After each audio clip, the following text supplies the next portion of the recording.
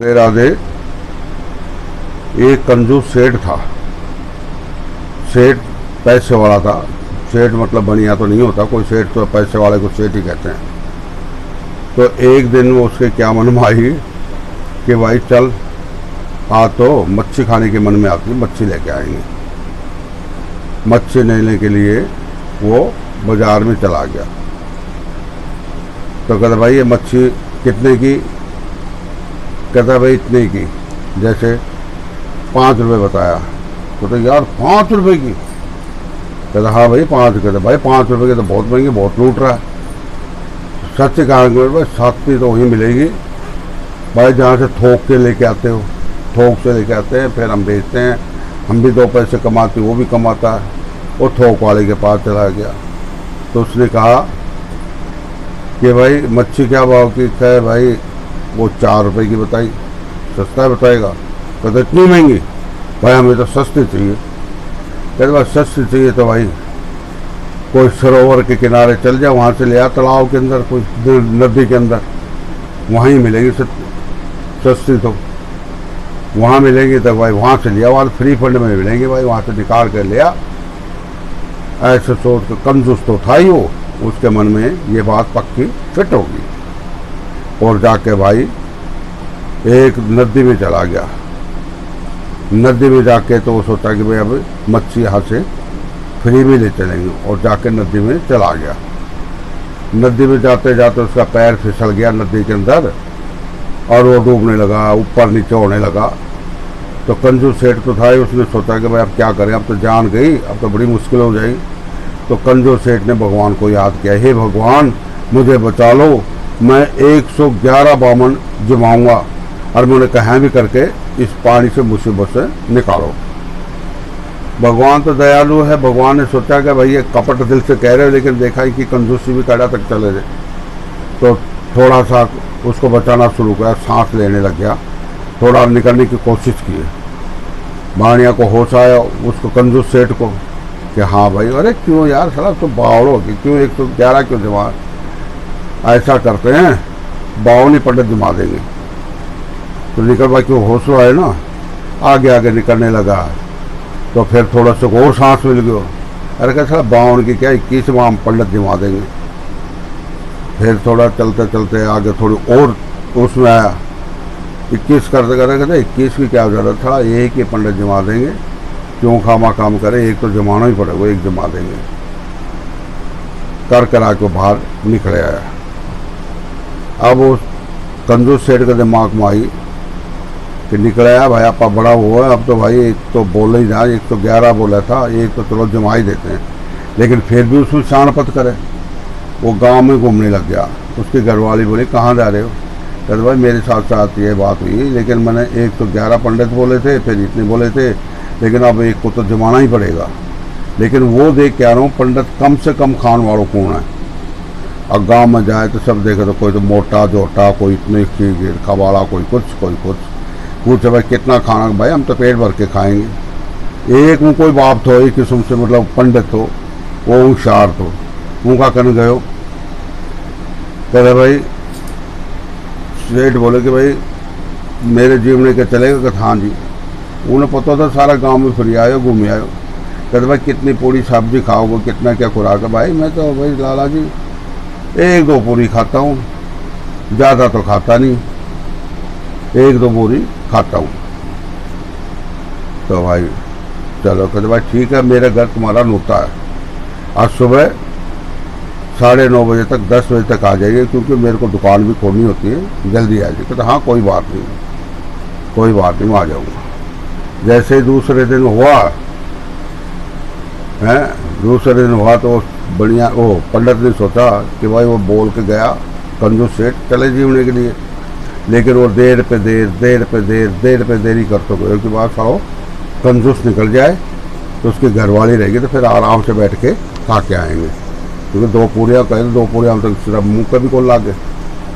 वो अब करता जाते जाते सेठ को देर हो रही थी अपनी दुकानदारी के चक्कर में। सेठ का लगा भाई ऐसा भगवान, मैं जा रहा हूँ काम पे, क्यों काम बिना चैन कौन, तो कंजूस सेठ तो। और पंडित आओगो अपने नुत्ते रोजे और उन्हें तो खाना खुआ दिए, क्योंकि वो आदमी कहे खाना खुआ दिए, उन्हें पता दो ही पूरी खाएगा।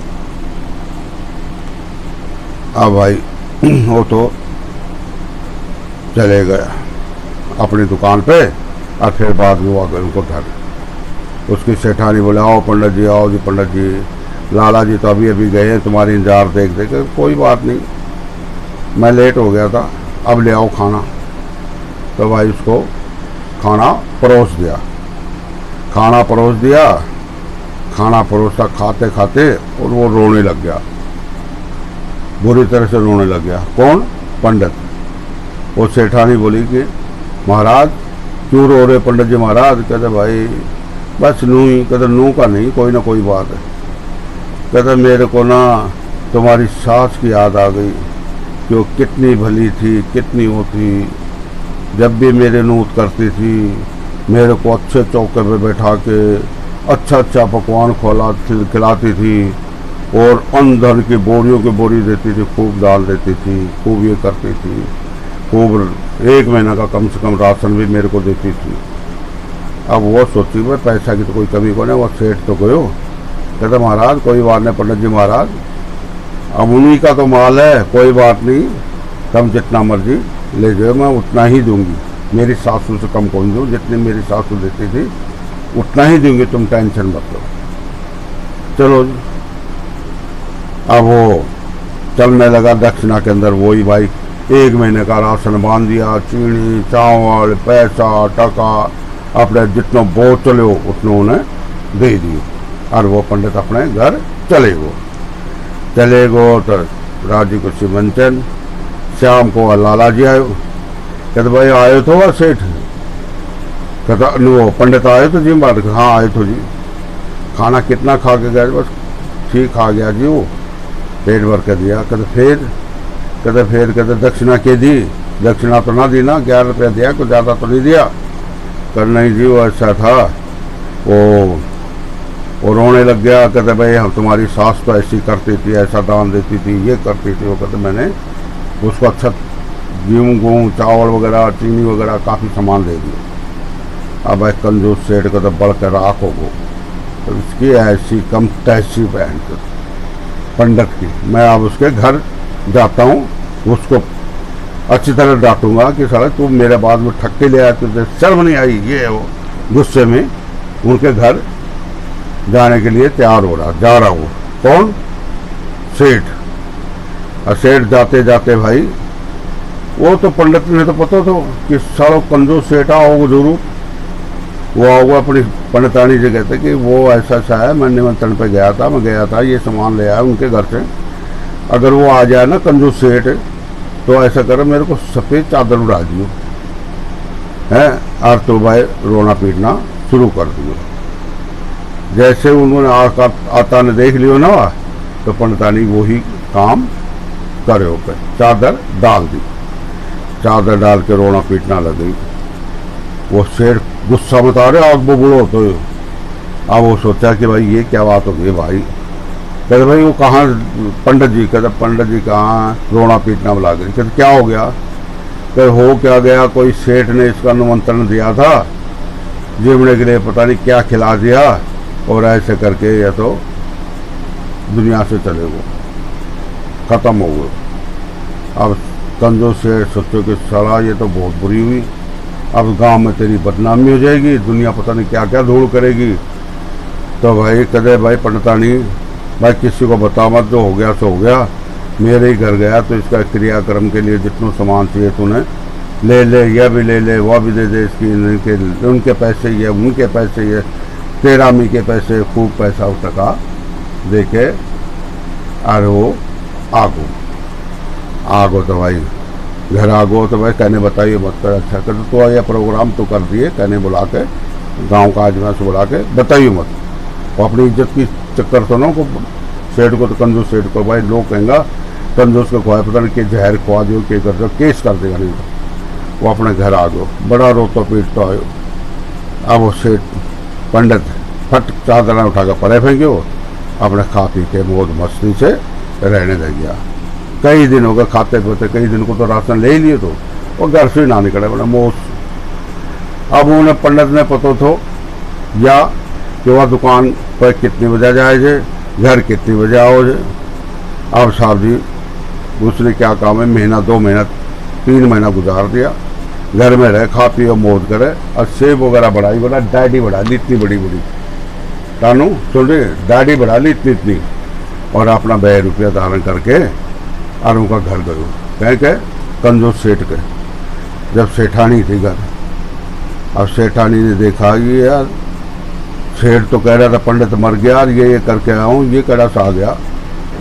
जाके उसने कहा कि सेठानी राम राम। कहते राम राम पंडित जी राम राम, लेकिन तुम तो मर गए। हाँ हाँ कहते मर ही गया, मैं वहीं से आ रहा हूँ स्वर्ग से ही, मैं स्वर्ग से ही आ रहा हूँ। तो वहाँ पे ऐसे बात है कि भाई मैं इतने दिन रहा, जब भी तो देखना मेरा क्या हाल हो रहा है, डैडी भी ना उठनाई नुई तो है को ना जामत करने वाला, तो इस करके मैं इस हालत में आया हूँ। तो मेरे को तो बस एक बात पर तय आई।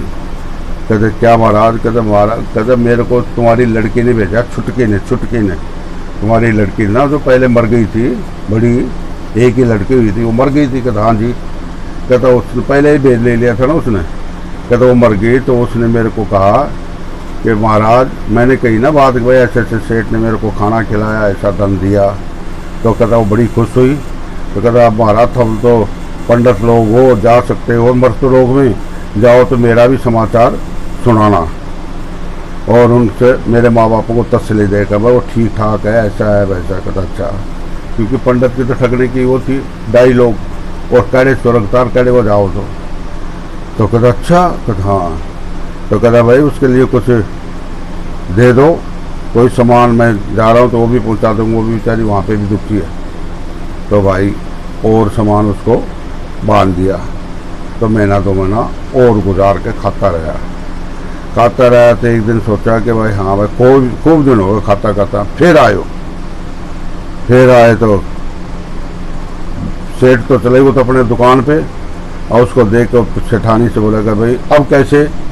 कहता मैं ऐसे आया हूँ कि तुम्हारी छुट्टी के ना तो भाई लल्ला हुआ है, तो उसके लिए बादाम पिस्ता काजू इनको एक दे दो, उसने मेरे को भेजा। अब भाई फिर उनका लिए निरो सामान दे दो, काजू पिस्ता बादाम ये वो कोट बांध के दे दी। आप फिर सेठ आयो तो कहता अपने छुटकी के ना लल्ला हुआ है और मैं ये सामान करे, वो सोचते हो सारा कौन लेकर जाए? कहते वो ऐसे ऐसे पंडित है और ऐसे ऐसे आया था, वो स्वर्ग से आया था। अरे कहते सारे वो मरने के बाद भी कोई आता है क्या वापस? मरने के बाद भी कोई वापस आता है कि उधर चला गया, जो चला गया ये कैसे उस तुम्हारे को ठक ठक के खाता रहा, ठक ठक के वो अपना उस वक्त अपना गाँव छोड़ के दूसरे गाँव में रह के रहने लग गया, क्योंकि पैसा काफ़ी ले लिया था, काफ़ी उससे खींच लिया था, कोई किसी बहाना से कोई किसी बहाना से। तो ऐसे कंजूस सेठ के साथ ऐसा कंजूस समझदार पंडित मिला, उसको लूट लूट के खाता रहा, अंत में सिर धुनी धुनी करके पछताता रहा। तो कंजूसी तो ऐसी है, जो कंजूसी करता ना उसके कई गुना नुकसान होता है, उसका धन में बरकत नहीं होती। बस यही कहानी है।